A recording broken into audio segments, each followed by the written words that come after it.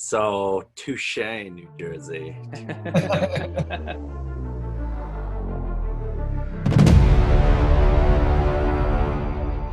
Hello, everybody. I'm Eric Planey, Hello, I'm Lucas Finko. and today we have with us our special guest, our fourth pirate, as our second guest. Ladies and gentlemen, Hello, I'm Joe Silver, and I'm the Director of Programs at the Urban Future Lab. Thanks for having me, guys. you're welcome. And this is the Pirates. I can't even say it right anymore. The Pirates of Clean Tech. Arg! I'm not going to arg. We'll get him. The ARG, trust me, the ARG. I keep telling Lucas the ARG doesn't work, but he goes. We can ARG at the end when everyone is like already shut off and they went home and they're done watching. Anyways, Lucas and I bring this weekly podcast / video to you all to talk about the week's events in the world of clean tech, sustainability, and ESG. This is our 7th episode, I believe, correct? And we're really happy that for the last 2 weeks now, we've had great guests. Last week was Cassandra John of SIF Capital, and today another good friend of ours who's really been just very open and always there for us when Lucas and I need it, and that's Joe Silver of Urban Future Lab. So what we'd like to do is talk to Joe a little bit about what he's been up to lately, some great news coming out of Urban Future Lab, learn a little bit more about that, and then we'll go into our articles after that. So with that, why don't we turn it over to you, Joe, and you can talk a little bit about your roles and responsibilities at a fantastic organization and incubator out of Brooklyn. Thanks, Eric. Yeah, so the Urban Future Lab is a hub of programs and initiatives designed to support solutions to climate change through innovation and entrepreneurship. We've been around now for almost 11 years and are primarily supported by NYSERDA, the New York State Energy Research and Development Authority. And we're also part of the NYU Tandon School of Engineering, which is a unique setup for any technology incubator. Our flagship program supports post-revenue startups that are reducing carbon emissions across a lot of different sectors, mostly in energy and buildings based on our history, but also in transportation, agriculture, water, waste, again, anything where we're seeing a carbon impact. And my role in the past few years has been to launch and expand our corporate accelerator programs, which I'm going to talk a little bit about today and some of the articles that we have. And I'd also should mention part of the work we do is also in education. And so we support the NYU School of Professional Studies and their Clean Start program, something that Lucas is a faculty member of. It's another way we work together.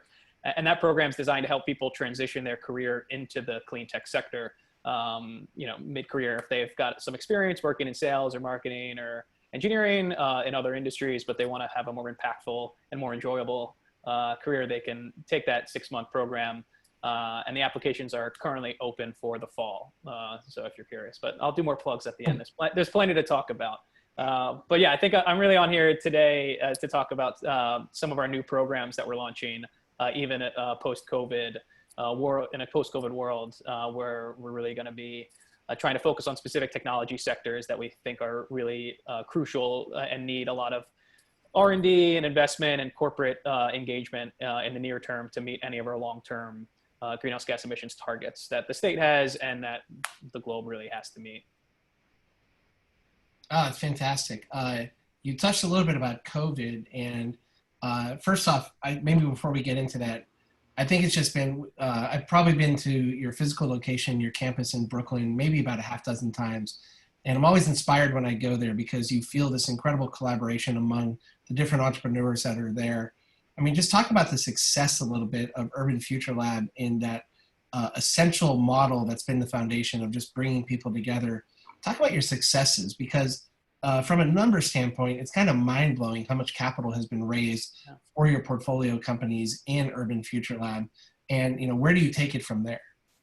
Sure, yeah. So for the core incubator program, we've worked with close to 60 companies since our founding.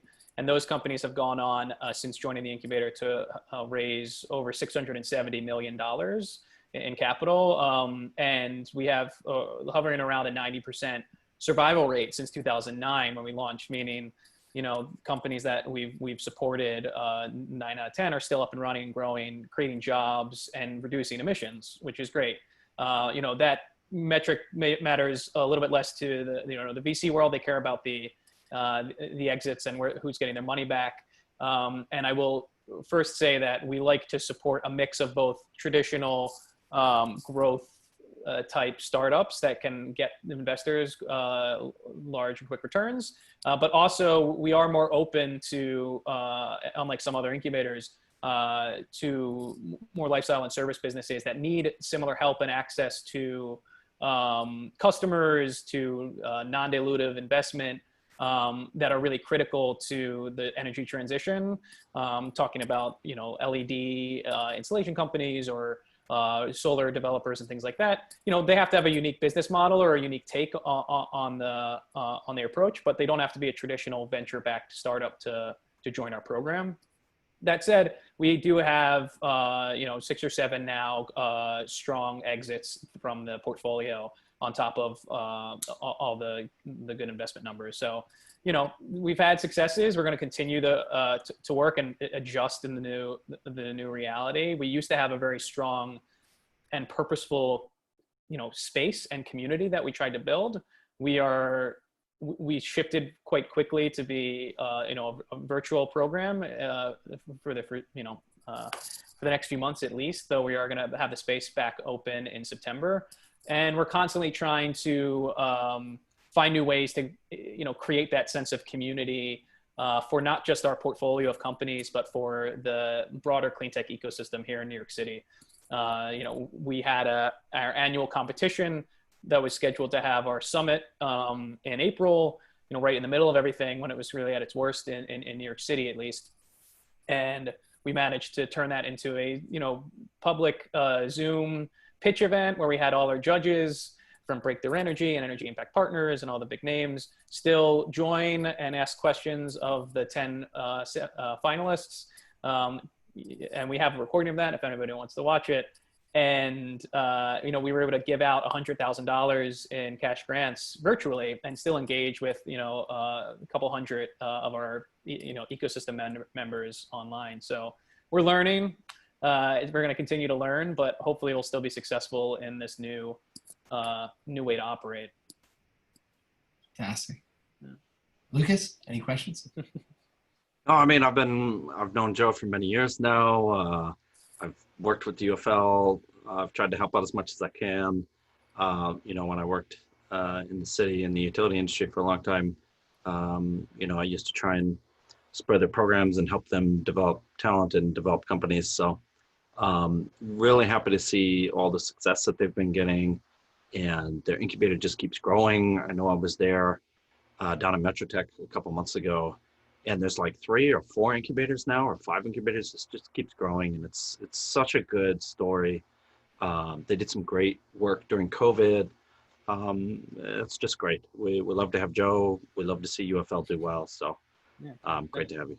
And we appreciate your support and everybody, Eric as well. I mean, maybe it shouldn't be a surprise, but our support has become more important in a COVID reality where startups and companies in general that have less, there was a lot of headlines about all these big corporates that got all this, PPP funding and things like that because they've got teams of people that know how to submit those applications on time and everything. And we have a lot of 2 or 3 person teams where they're struggling to keep their, the business together. And now they got to learn how to submit these, submit for these emergency funds. So we were able to provide some resources. A colleague of mine put together like a how to document for that. And a lot of our companies were able to receive that funding, which helped them survive during this troubling time. So fantastic. Sorry to use these words like troubling time, and I sort of hate having to do that, but I don't know how else to describe it. No, I know, and that's 2020 right now. I think everybody just feels like you have to default to like a little bit more of the sardonic when you talk about 2020, and that's just the reality we live in. Yeah. Maybe last question before we go to your articles and your features, but you touched on this a little bit, but you think going forward, do you expect to see a different type of entrepreneur come to you? with solutions that may be a little bit more of a kind of a Venn diagram and overlap between COVID response or healthcare response and urban environments, because you're starting to see some statistics about how urban communities really were impacted by COVID more than, say, suburban communities, et cetera. Do you feel like there's going to be a response, like a formal response from UFL that may help address those issues going forward? Great question. So number one, we're already seeing that happen even with our own portfolio. We've had companies that are doing IoT for HVAC equipment, right? And they're integrating sensors and partnering with air quality sensors, and partnering with organizations that can do, have current disinfecting protocols for COVID to help monitor rooms, air quality, and minimize,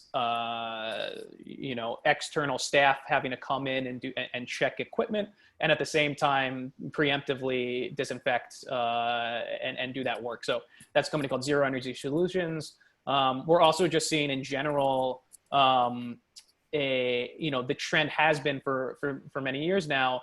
The companies that we're working with are helping that transition to a more digital, distributed, and remote operations of energy assets or of buildings and infrastructure. And so those types of solutions are more and more important. And so they're finding new markets or new reasons for them to innovate and to deploy their technology.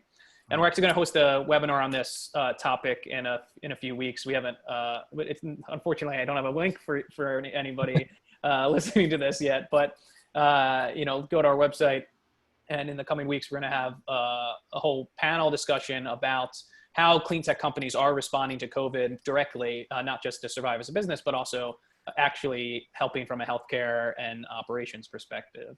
Okay. But the last thing I do want to mention, though, is we're also thinking about this in the future. We are expecting to see,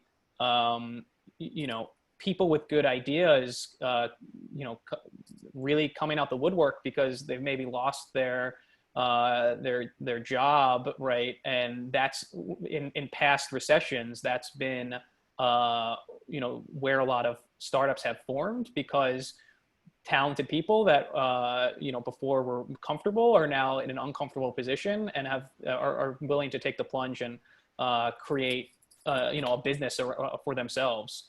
And so we don't know what to expect, but we are expecting another round of entrepreneurs coming to the table. We'll see what happens, though.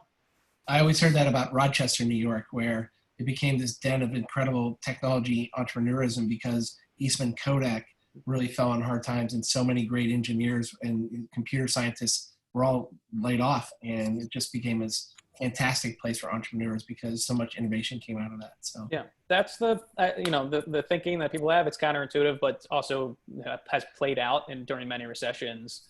We'll see what happens, and hopefully those people will come to clean tech as well, and then not just go to other industries.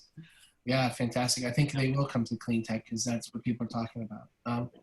Well, I think, Lucas, if you don't have anything else, we can go into Joe's stories, right? So the guest of honor is going to have first dibs on talking about articles, and fortunately, there's a great tie-in here with our Future Lab. That's great. Thanks, guys. So yeah, last week we announced the formation of a new initiative called the Carbon to Value Initiative. We've been working on this for some time, and it's really the culmination of a really large group effort, not just our own organization, but also our partners, Greentown Labs, which is a sister incubator up in Massachusetts, and the Fraunhofer Institute, which is a large German engineering firm. And we've joined together with funding and support from NYSERDA to launch a multi-year ecosystem and program around taking carbon from the air and from different sources and turning it into valuable goods, services, materials, and creating markets for that carbon now before there's necessarily a price for carbon. We're really excited because we've gotten this great team together, and also have the state behind us, one of the reasons for this happening is because New York State has made this commitment to be essentially a carbon neutral economy by 2050.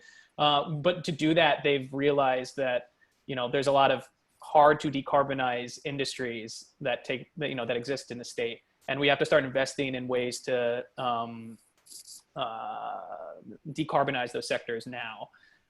So we're interested in a lot of stuff. We're interested in direct air capture. We're also interested in the application. So, see some of that there, cement production, fuels, industrial gases, chemicals, polymers, and one of the more unique examples of that is a company that's in our portfolio now that we onboarded before this program launched, called Airco, which is taking atmospheric carbon and running it through an all renewable energy process to make ethanol. And their first consumer product is vodka, a very high purity, high quality vodka. But the idea is you sell that now at a premium. Some of the reporting has been sort of like the Tesla model, and then you create other products out of that ethanol. And then there's a host of them ranging from stuff in pharmaceuticals to all the way to fuels, right? And you got to get the cost curve way down to be price competitive as a fuel, but you can make a lot of money in the short term now selling vodka as you scale up that technology. So we're looking for stuff like that. And I'll just say right now we're looking we're forming a carbon tech leadership council of industry corporates to join us in this effort to help guide the programming, to help provide connections to the cohort of startups that we eventually look for, and to represent the different industries and sectors that carbon tech pulls from. So everything from the large carbon emitters to the large carbon users. And we're looking for them now to join. And based on how we've structured this program, the first year, we're not asking for funding in the first year to join this program. We're really looking for the time commitment and the willingness to contribute to the carbon tech ecosystem. So that's sort of a pitch and a call to the world of folks working in carbon. And if you're interested, you know where to find me. But yeah, curious if you guys have any questions about sort of our thesis on carbon tech or what we're looking for here. Lucas, you want to go first and I'll follow up? Also, I think this is great. I think people aren't thinking about this enough. Yeah. It's not just enough to reduce our emissions. We have the ppm for CO2 in the atmosphere is way too high. Yeah. There was a big meme in the early 2000s called 350.org. I don't know if you guys have been there. Yeah. There was a study done that tried to answer how much CO2 concentration will cause global warming, and they came up with 350 ppm. In case you're not up to date, we're recently around 416, 418, and that goes up about 2 ppm a year. So this is not just about reduction. It's also about, it's not just about reduction of emissions. It's also about taking the carbon out of the atmosphere to get us back down below 350. There is a balance of mass equation for CO2 in the atmosphere. There is a natural sink of CO2 from the atmosphere into both the oceans and the forests every year, but that number is significantly smaller than what we're emitting right now. So to see, people actually, this is why these goals are good, because then people have to sit down and say, okay, how do we get there by 2050? Well, this. And you have to work the problem backwards. And then you get to where we are and you're like, well, we have to start now, right? If we're gonna get there. So it's great to see this. I hope you guys have some huge success. Let me know if you need anything. I'll help however I can. I appreciate it, Lucas. Yeah, I mean, we're definitely not the first and not alone in sort of realizing this. So, kudos to a lot of the organizations out there like Carbon X Prize, Carbon 180, and the rest that have really led on this thinking and effort. But the beauty is it's not just the government sort of thinking right now either. I mean, groups like Microsoft even have already made pledges to not just get to net zero emissions, but to become a net negative emitter of carbon to essentially be net zero to their founding, right? Because they want to take out the carbon that they've already emitted, which is a lot across their whole value chain. So, there's a lot of serious stakeholders out there, and we're excited to now be a part of it. Yeah, I know Bill Gates' investment fund has invested in some carbon capture companies, and the numbers are just still abysmal. I think we covered this a couple of weeks ago. They're taking on some new projects. Somebody has a fund where they're out paying for carbon capture, and they can't find anybody to do it, and the prices are terrible. So definitely need a lot of innovation, a lot of push here. Yep. A lot of investment, Eric. Yeah, I know, Joe, my question for you is talk a little bit about who you're looking for, what type of company to be on your carbon board, and secondly, do they have to headquarter regionally in like New York, Massachusetts area, or are you looking for anyone, kind of all comers who are interested in this from maybe, down to Texas and oil country, et cetera? Yeah, great questions. We're looking for really diverse representation across where we see the large carbon emitters and the value chain there. So we're looking at somebody to represent infrastructure in the build, maybe the building materials. We're looking for chemicals. We're looking for oil and gas. We're looking for utilities. We're looking for also just like folks in consumer products. And then because of pledges from that industry, we're looking at the tech industry. We're looking at the finance industry, which has also made similar pledges and plays a large role in this, ecosystem as well. I'm personally, looking at things like, the intersection of other infrastructure like water and waste and their role in carbon.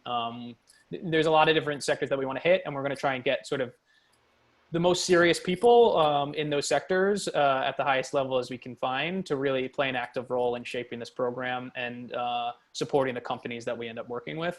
And then your second question is very easy. There's no requirement for them to be geographically located in New York State. Obviously, it'd be great if they were to be able to go to their office and see them, and whenever we can eventually do that again. But we're going to be looking globally, and frankly, there's a lot of players in Europe that are a little further ahead in this that we're going to have to go to for leadership. But there's plenty of American companies and Canadian companies as well. I should mention that the government of Canada is also a funder of this through a nice partnership we have with the Canadian consulate here in New York. And they've got a lot of companies that are also pretty active and hosts, the country there hosts some of the top testing labs and facilities where you can actually mirror real world conditions of carbon and then use that to test the sort of capture or the conversion technologies, because it's one thing to say your lab grade 100% purity you can take 100% purity carbon and turn it into some product, but you're never going to experience that in the real world, right? If you're doing air capture, there's going to be impurities, and they're able to mirror those real world impurities to help in the testing of the conversion technology. So that's the type of stuff that we're trying to partner with and get access to those resources for the companies that we work with. Joe, it might be a good idea too to reach out to insurance companies, especially big insurance, because they're the ones that are bearing the brunt and adjusting their risk models for climate change. So they would be kind of the first ones to say, hey, we're interested in investing in stopping this, right? Yeah, that's actually a very good idea. Thank you. Yeah. Fantastic. Well, it's a great story, and we wish you nothing but the best. And Lucas and I are certainly here to work with you and find you opportunities to kind of fill the plate here. And Appreciate it. It's really great. Yeah. Yeah, and so this was just hot off the press today, so I thought we should discuss it. New York State is becoming a hub in the Northeast and in the country for offshore wind, despite not having a single turbine built quite yet. But this comes following a 1,700 megawatt solicitation that was awarded last year. Now another 2,500 megawatts of offshore wind projects are under solicitation. And that was announced just today. And that comes with a lot of other sort of grants and funding to help support the port infrastructure, workforce, the supply chain and logistics and all the infrastructure and jobs that we're going to have to create here to actually be a hub. Right now, essentially every single developer that's serious in offshore wind is a European company. There was one in America and they got acquired by a European company. Really, New York's, I think, playing a smart role in leading to try and create the market for this offshore wind and creating a friendly ecosystem for these players to come, but also recognizing that you need to do all the retraining and the logistics and supply chain management here in New York, because you can't just build these things in Denmark and ship them and drag them overseas to the Long Island,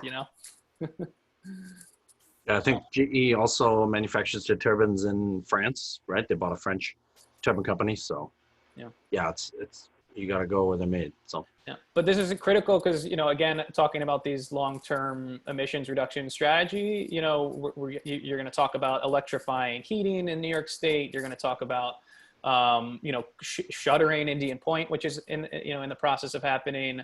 There's going to be new loads created in our electrification transition, and we're in the process of closing down a lot of carbon-free generation assets in New York State. So, this infrastructure is critical for us to meet any of these targets. So it's good to see that it's actually happening and didn't get too delayed with COVID, right? The solicitation still went out today. A little late. But. No, I think this is fantastic because you just mentioned COVID when, we're going to be talking about Europe in a few minutes here. Europe is looking at infrastructure development in green energy as part of its COVID economic response. Yeah. And I think Cuomo is single-handedly taking that upon himself to kind of push forward as a role model for the rest of the United States. I think this is great. I'd love seeing something like this. And then I also get a little frustrated thinking about a couple years ago when I think Vestas and Siemens were making turbines domestically in the US and shuttered their plants because there was so much uncertainty about the PTCs expiring, coming back on, being reauthorized, then being taken away. So I'd like to see not only this development take place, but I'd like to also see domestic manufacturing kind of support that a little bit, because then it becomes a real multiplier for both the economy and also public reception to clean tech. When somebody sees a factory near their hometown in Idaho, Iowa, Ohio, that's making these things, and it snowballs. And but hats off to Cuomo, hats off to the people in New York State who no longer have NIMBY issues with offshore wind. It seems like it's just growing more and more reception. So yeah, it's a win-win. Yeah, there's still a lot of community engagement work, particularly with the fisheries we've been hearing about in the region. But there's a lot of political will to make this happen, and hopefully the jobs that come with it will be a compelling story. So we're excited about it. We did an article a couple weeks ago about near my home in Ohio where the offshore project for outside of Cleveland is going to get shuttered because of bird migration issues from Canada, a couple times a year. And so that project has not taken off yet, no pun intended, because of bird migration. Yeah. So. That's the other thing is the state can only do so much. In the US, there's something like, I'm going to get this number wrong, so I apologize, but it's like 17 different agencies that you need to get permits and approvals for across city, state, and federal jurisdiction to get any of these projects cited. And in Europe, I believe, at least in some of the countries, there's like one organization that you work with. And obviously there's city and state and federal, maybe like corollaries that they interact with, but you as a developer are only interacting with one. And it's just the complexity of these projects is immense. I can't imagine. If local, state, and federal government can take one W-2 during tax season, right? Why can't they take one comprehensive form? I don't know. But great story, Lucas. Anything? yeah, well, we covered too a couple of weeks ago that New Jersey wanted to have the port for wind construction, offshore wind construction. So I found it very interesting that there's a requirement for the offshore wind generators to partner with any of the 11 pre-qualified New York ports. So touche, New Jersey. Yeah. Maybe we'll see the Battle of the Hudson Part 2 or something. Aaron Burr Part 2, yeah. Fantastic. The great stories, really. And congratulations again to UFL's successes. Really good stuff. Yeah, Eric, you're up next, yeah? I'm up next? Okay, great. This one's mine, but we can skip. Oh, yeah, that's yours. I'm sorry. Yeah, so this one isn't really news, but I just thought really good reporting by David Roberts, who I follow very closely and kind of absorb everything he reads. But it's a bit more of a depressing thing to think about on coming off all the good news we just talked about. But this article is talking about this concept of shifting baseline syndrome or generational amnesia, which is that humans have a very hard time psychologically to sort of remember what it was like even 2 to 8 years ago in terms of the baseline of normalcy. And this article is both about climate change and also about COVID and about politics. It's all connected. But the thing that really scares me is Dave Roberts expressed a thought, which I have also had, which is, you sort of think, well, when there's, a severe weather event every year, when there's crazy wildfires, when global warming starts causing real damage, it might be too late, but you can't, we're going to do something then. And that's going to be the time when people start really investing and making change. You can argue about whether that's too late or whatever, but you would think that would be the time. But this article is sort of making a compelling case that there never will be a moment where there will be, so much severe weather that we will decide that global warming is bad, because we will just, this is a kind of good explanation of that. We just get used to things, and severe weather won't mean what it meant, because we've shifted our baseline to a new normal. And it just is, it's worth a read for anybody that's, interested in this topic, because, you could take it as, well, we're screwed, or, you could take it as, well, we need to think better about the stories we tell and about the cultural memory that we're trying to create around what's happening around the world, and think in really long terms. And there was some cool stuff about a person that's going to be taking pictures and reporting on different cities around the country to document global warming, and going every 5 years, starting in 2020 through to 2050. And so there's going to be this captured history of these cities and what's happening because of global warming for 30 years. And that sort of decades-long reporting is something that reporters aren't really used to doing, but it's something that we need to do. Otherwise, I don't know, people are just going to get used to the new normal. Yeah, I felt this article was great. It's a little long and wordy, but the cartoon helps me understand what's going on, so that was good. But yeah, I mean, we see this over and over again. I mean, I talked about 350.org already. People have forgotten about it. It was only 20 years ago, just because I guess it was so depressing. And there was another great project that a guy set up a camera to take pictures of glaciers for like 3 straight years. Right. And it was just unbelievable. And people who saw it were just floored. They just could not believe how fast these glaciers are evaporating. And again, like a 3-year time span, nobody looks at an individual image for 3 years. Like, it's just not human time scale. So to put it in, 30 seconds and have human beings be able to see what's happening just changes things. So things like that are so important to defeat this syndrome. Yeah, I was, I got knocked back when I read this article, and it certainly, if you're in a negative mood, don't read it, because it just puts you in a worse mood. But the one thing that I thought was maybe a bounce back to that, or a refutation, is we're in this unique pandemic situation now where hopefully it's once every 1,000 years or 100 years. But I feel like a lot of society, especially in the US, is sitting back and reflecting because we have the time to do so. And I think we're kind of shifting back a little bit to the fundamentals, talking about, like, what do we really want for our future, our families, et cetera. And it seems like everything in surveys and polling, sustainability is becoming more and more important of an issue. I think it was before the pandemic. if you think about Davos, right, was really before the pandemic went global, and everything coming out of Davos was about ESG and about how it's going to become the norm. And I think this is an acceleration of that in terms of people thinking about where the priorities are, and climate change is becoming that. We're going to talk about policy in a couple minutes, and I think a lot of the policy thinkers coming out of Washington are finally starting to make statements about the next 20 years as opposed to the next election cycle. So I totally understand and agree. I think we forget about like what happened, 9/11, for example, and its impact on politics and war, et cetera. We forget about the significance of it because we've been living through it on a day-to-day basis. Yeah. We've been used to it. I think this article is true on the face of it, but I do think there is a way out that's positive. Yeah, I like that. I think that's important. There is a way. There has to be a way out. It's just about rethinking and training ourselves and the people around us to think a little differently.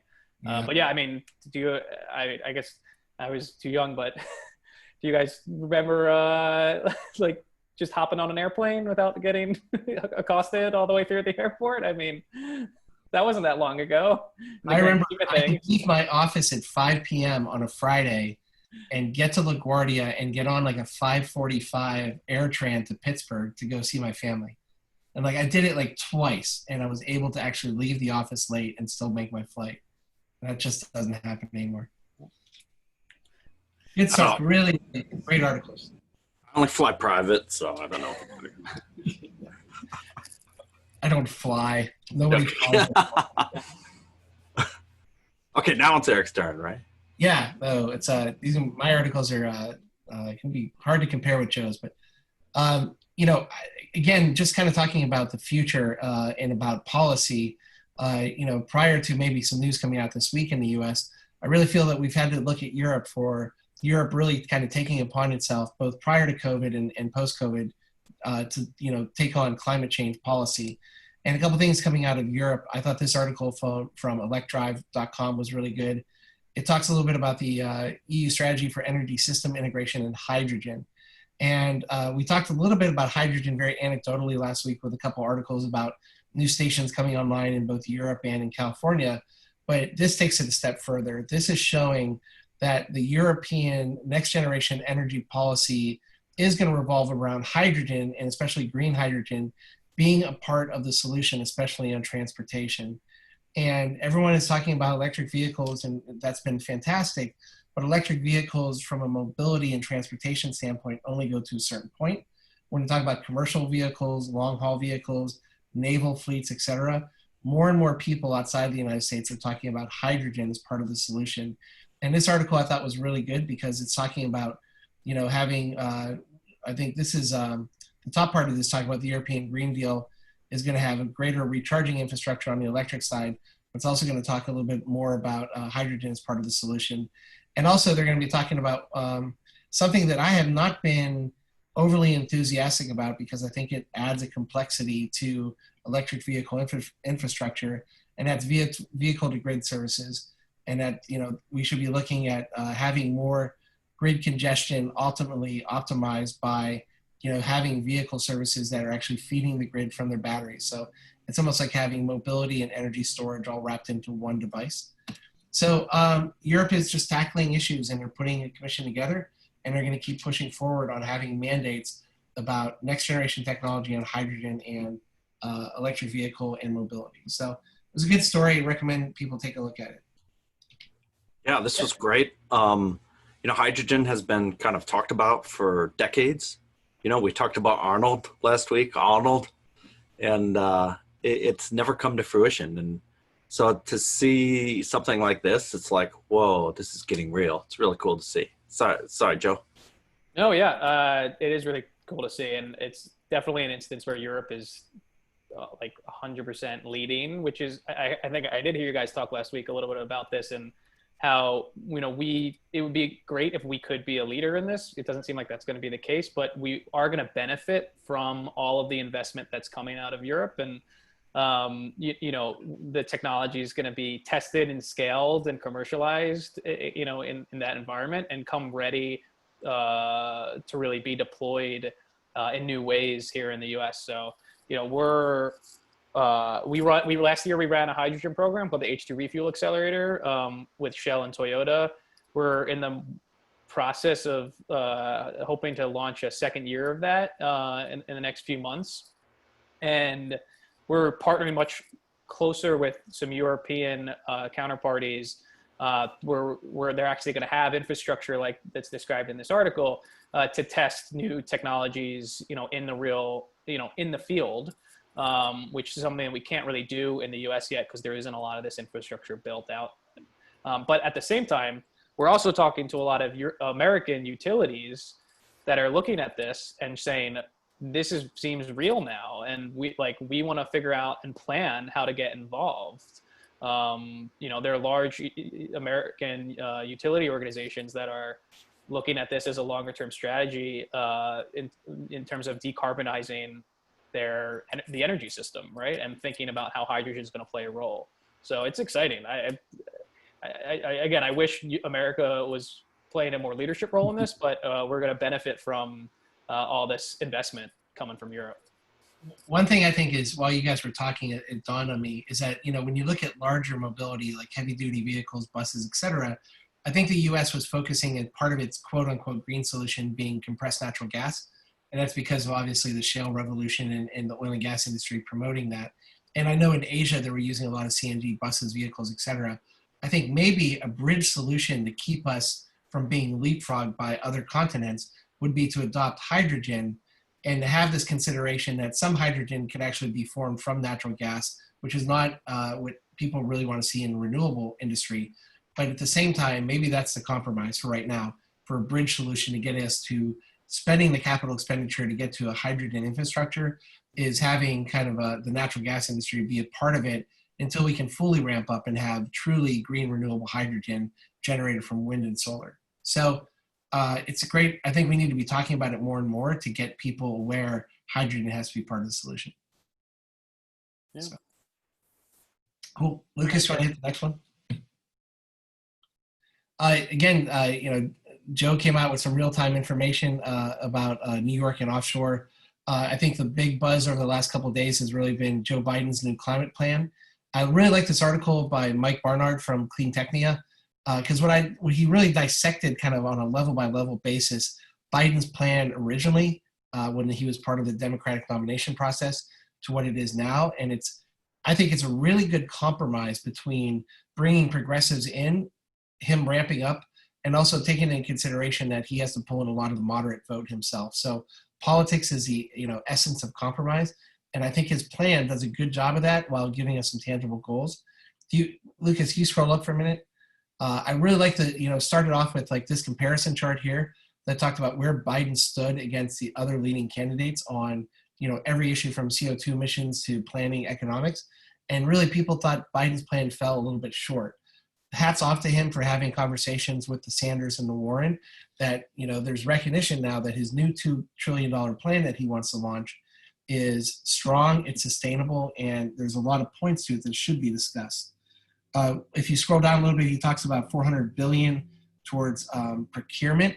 He's talking about using clean energy as part of the COVID response from an economic standpoint. I'm 100% behind that.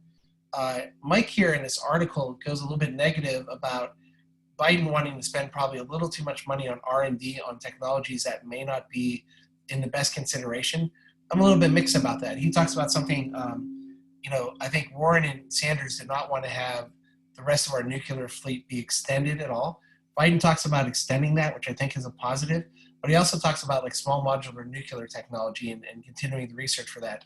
I was a fan of SMR technology because you can take a coal plant offline and the infrastructure and the grid around that coal plant could be supplanted with an SMR facility, and you're not really spending the capital expenditure on the grid immediacy. So there's some benefits to that. So I would actually like to continue some of the R&D here that maybe Mike didn't want to continue. But he also just talks about one thing that I found very interesting is that, we want to take coal offline, but coal, of course, taking it offline impacts a lot of jobs.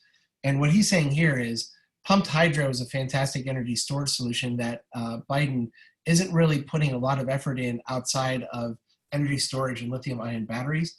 Pumped hydro can easily take place in parts of the United States where there were a lot of coal mines.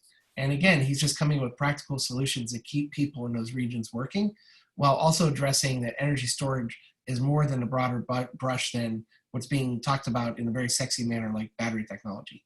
I'm a fan of batteries, but pumped hydro is something that Lucas and I have talked about on a couple episodes. So I like that at the end here, he went point by point. The one thing that I think he brought up, which I didn't think about, was Biden doesn't talk about the military, which is one of the biggest carbon emitters in the globe, the US military. And, we just talked about hydrogen a few minutes ago.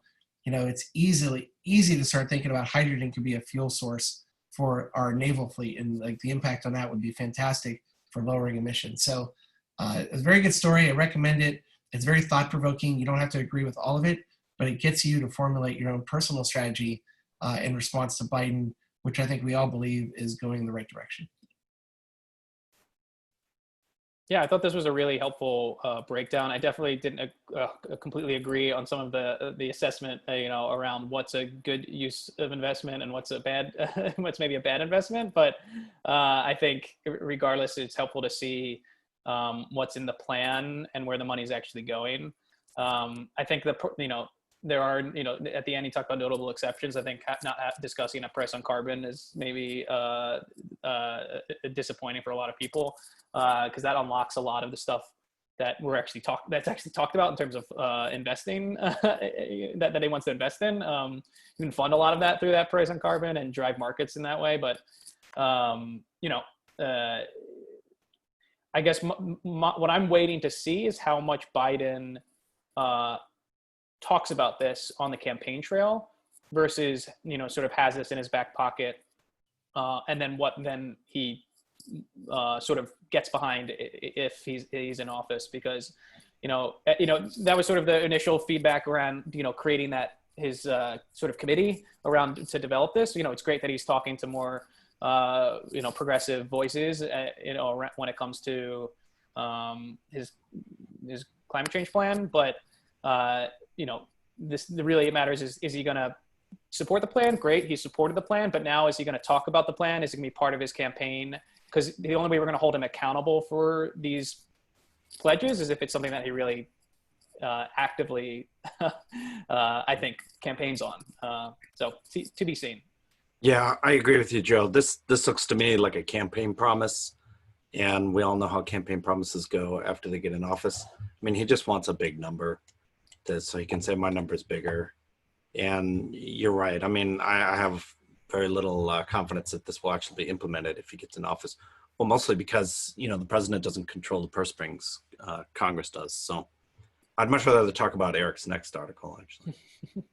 Well, I guess my last point is we'll see if there's talk of a blue wave coming in the November election. So there may be a 2-year window for him to implement a lot of this. So yeah, so it's good he has a plan ready for if that window opens, for sure. Yeah. Agree with that, Eric.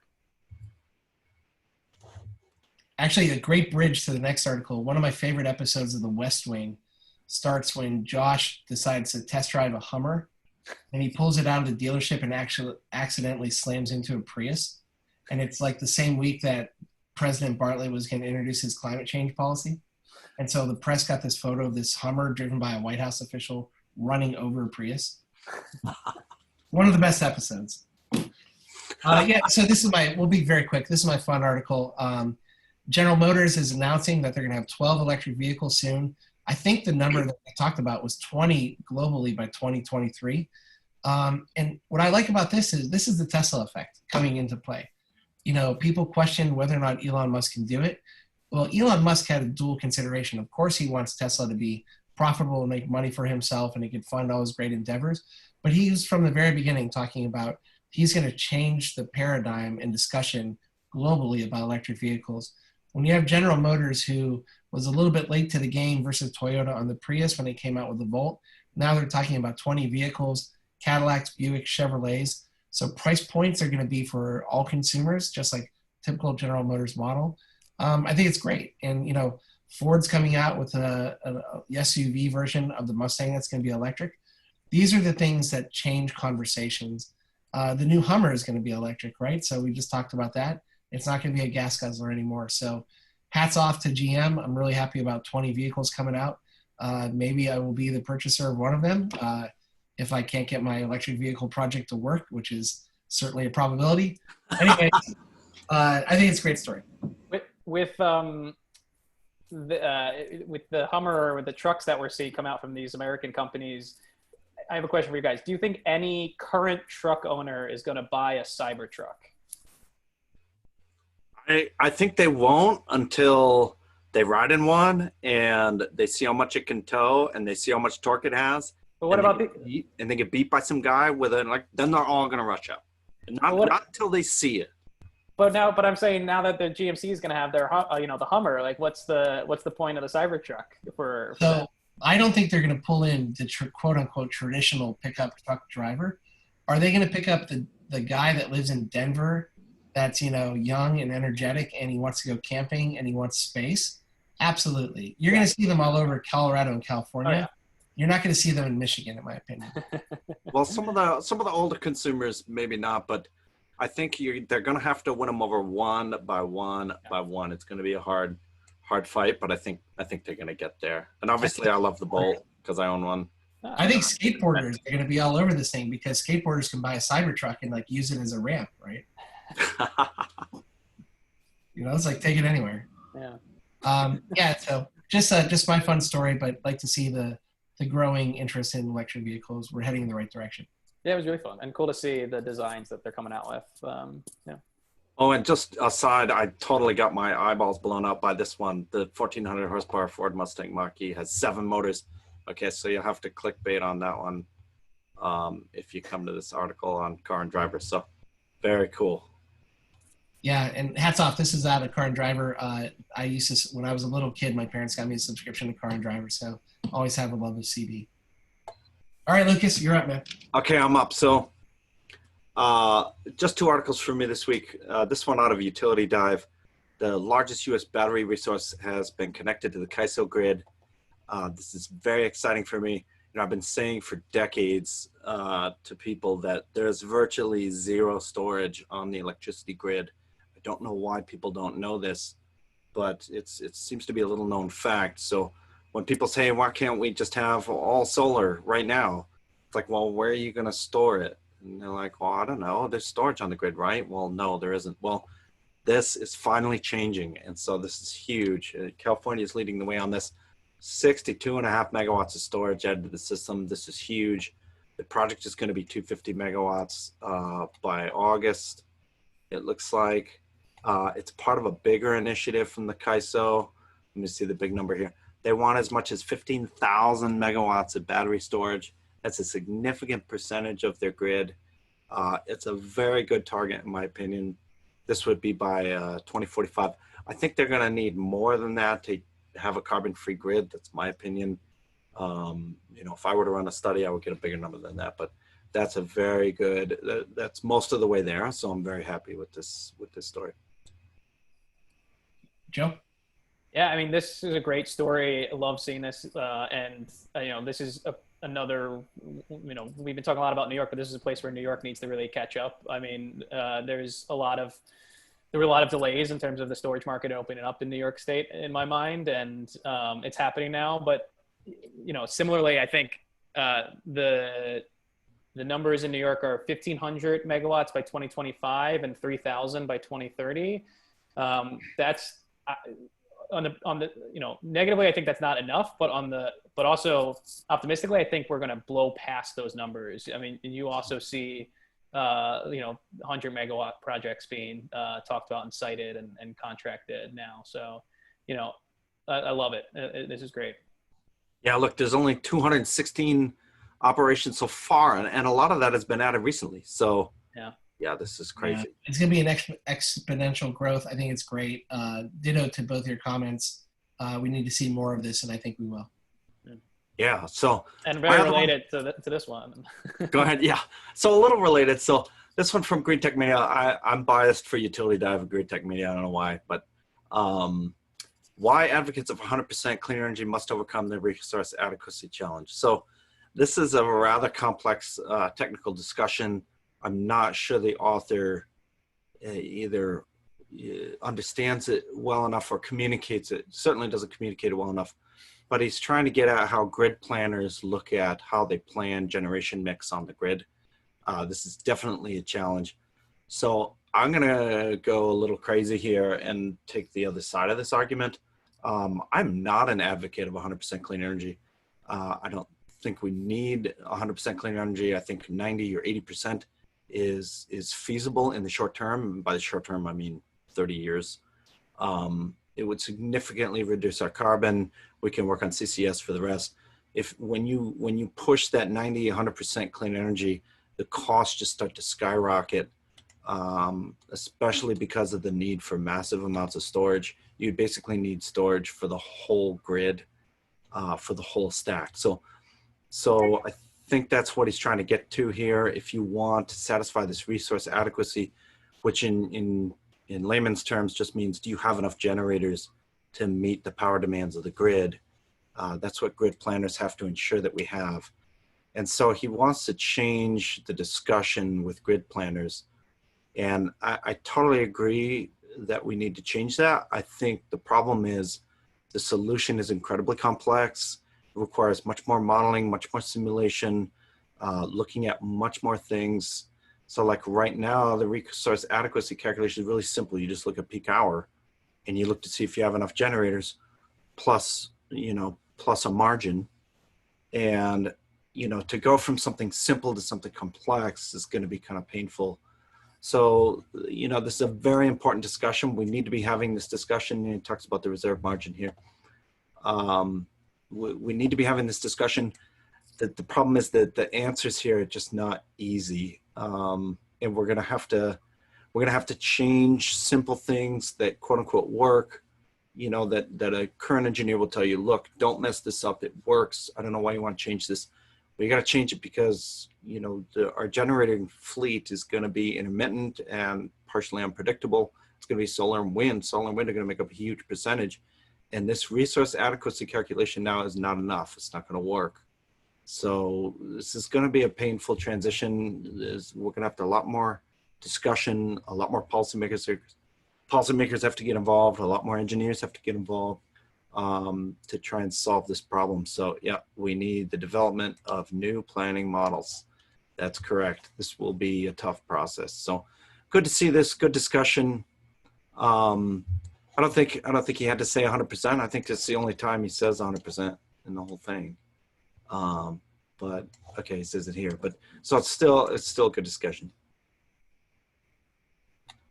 Joe, do you want to go first? Sure. Yeah. So I don't have as much a problem with the 100% target, only because setting that large target, even if you don't get there, it gets you. It's much easier to get most of the way there than if you set the 90% or 80% target. And also, 30 years from now is pretty.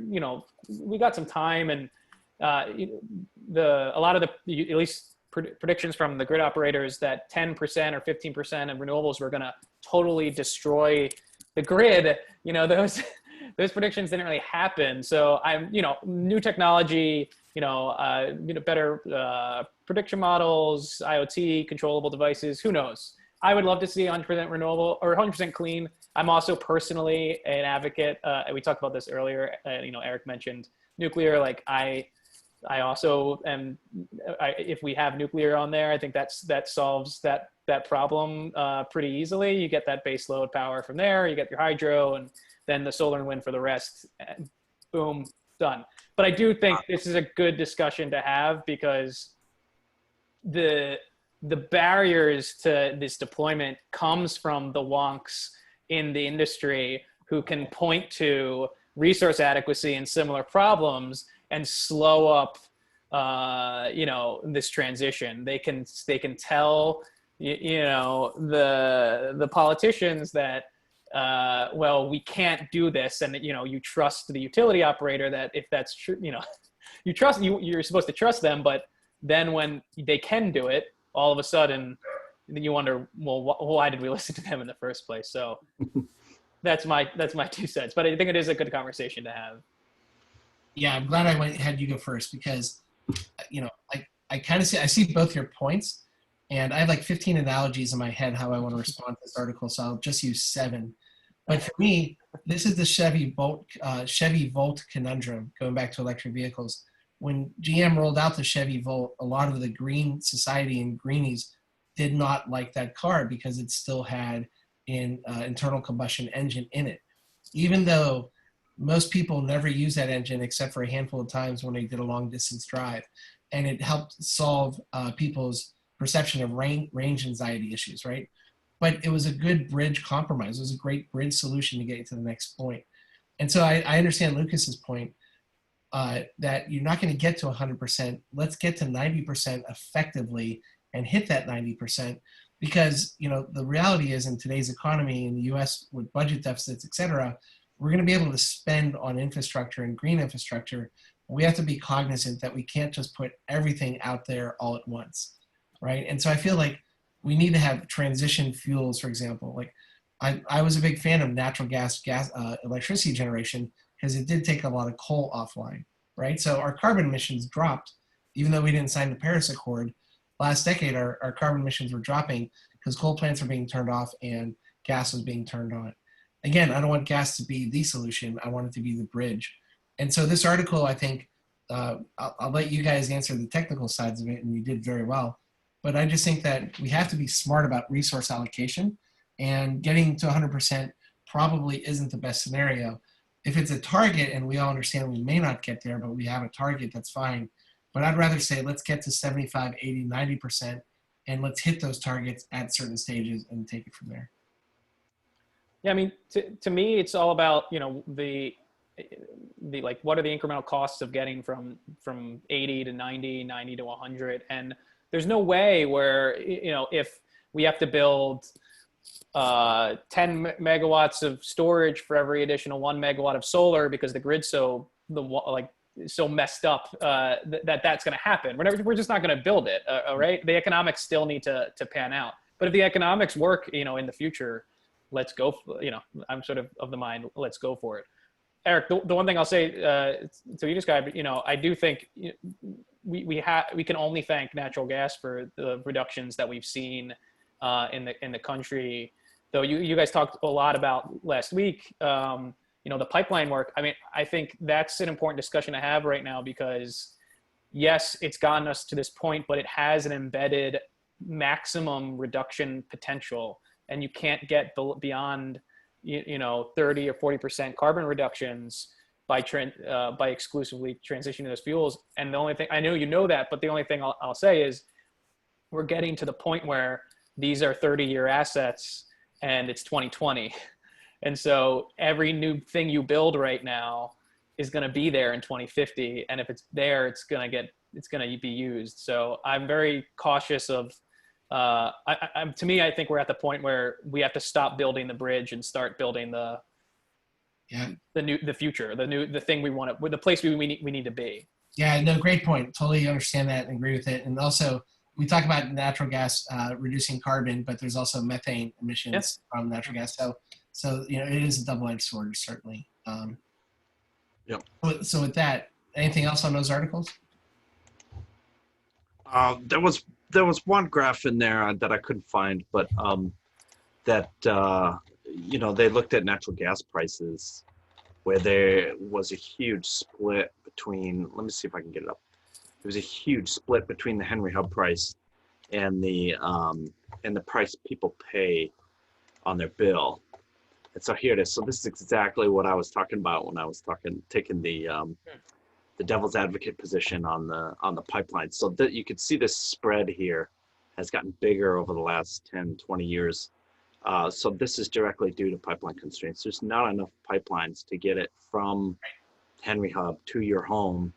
And so prices got to go up to discourage you from continuing to consume in the adverse areas. So actually, you could look at that as a positive, right? Because then now this incentivizes people to move away from natural gas. So yeah, it's a complex problem, and it's important to look at all sides. Yeah, well said. Well said. So with that, I'm thinking about after we hang up, I have to go cut my grass. And I want to know why I cannot find, except for one company in America, an electric lawnmower that's not made in this country. And I think NYSERDA should take it upon themselves. We need to have a conversation with them to create a contest and an incentive for internal combustion engine lawnmower manufacturers to start going green and bringing some of that production of electric. Either they offshore it to a third party in China, or they manufacture in low-cost country to bring that here, so we can start having green manufacturing for things like lawnmowers and power equipment that people use every day. I love it. I mean, that's a perfect use case for it. There's no range anxiety. You only use it for 20 minutes at a time, like. Maybe in the Hudson Valley there, right, Eric? Yeah. Well, that's another conversation Joe and I have been having. So any day now, we're going to open UFL's second campus in the Hudson Valley. So UFL North. UFL North, I love it. Yeah. Anyways, Joe, it's been great having you on. Like I said, you've been a great friend to both of us, and anything we can do to help UFL's mission. We'll make sure we post on our social media access to any links that you want us to post. But your website, I think, is ufl.org, is it? UFL.NYC. Super. NYC. Yeah. 6 letters. Can't forget that. Yeah. Do you get mistaken for like the United Football League? Is there even such a thing? We do not, though there is another Urban Future Lab in Arizona we've been angry at since they opened. We'll take them down. Yeah. Well, but honestly, thanks for having me, guys. It's been really fun, and you've been both great supporters of the incubator and the work there. So, keep up the great work, and thanks for everything. Excellent. Well, with that, Lucas, you want to tell people where to go to like, subscribe, and all that fun stuff? Yeah, sure. So if you liked our video, make sure to hit the like button. If you want notifications of when we post new videos, you can hit the subscribe button. It doesn't cost you anything on YouTube. We're also on about a dozen podcast sites, so you can use your favorite podcast site. Thanks to Anchor.fm is where we post. Thanks to Joe for that reference. So that's been really fun. So you can find us on your favorite podcast site. And yeah, as always, leave comments, send us a note if you'd like, and let us know what you think and what you'd like to hear about. So we'll see you next week. We're on Twitter at Clean Pirates, and I need to upload last week's episode, so I'll do that ASAP so we can upload this week's. And again, the views and opinions expressed by Lucas and I are those of ourselves and not any organizations we're affiliated with. But again, great having everyone. Thank you, Joe, and we'll see you all next week. Arg. Arg. Arg. Arg, yes. You got me. You get the patch. Yeah. Right. You get the patch. Good job.